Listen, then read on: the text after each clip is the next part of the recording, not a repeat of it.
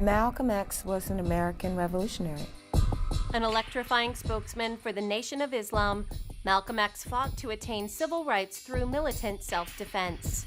This will be an organization that will give the black man in this country the right to defend himself by any means necessary. Born Malcolm Little on May 19, 1925, in Omaha, Nebraska, Malcolm grew up in East Lansing, Michigan, where he suffered the death of his father in 1931.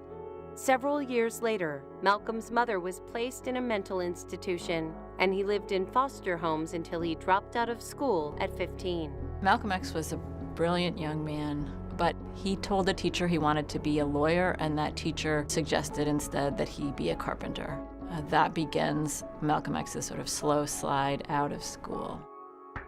After moving to Boston, Malcolm fell into a life of drugs and crime, and at 20 years old, he was sentenced to 10 years in jail for larceny. While imprisoned, Malcolm joined the Nation of Islam, and upon his release in 1952, he changed his name to Malcolm X.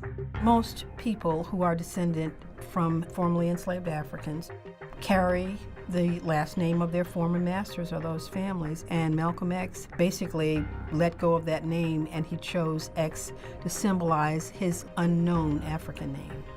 From 1952 to 1960, Malcolm X expanded the Nation of Islam from roughly 400 to 40,000 members.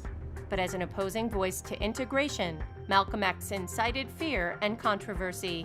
Malcolm X was the counterpoint to Dr. King and the Civil Rights Movement. They were talking about nonviolence and peace and love and cooperation. Malcolm never participated in violence, but he was definitely about, we have to fight back.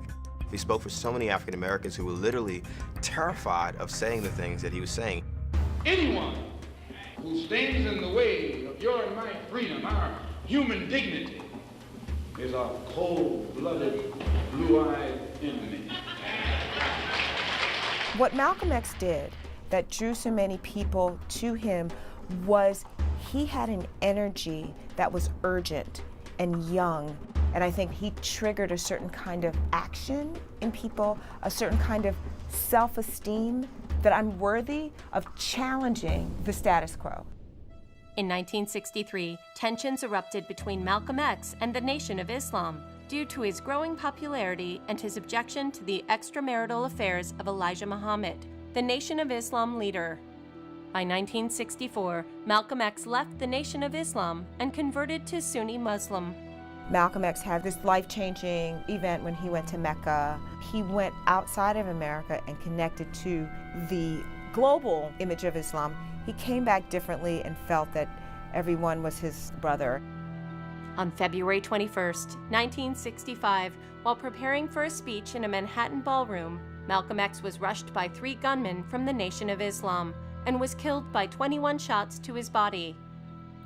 His posthumous autobiography, published in 1965, was named by Time magazine as one of the 10 required nonfiction books of all time, and became a film in 1992 starring Denzel Washington.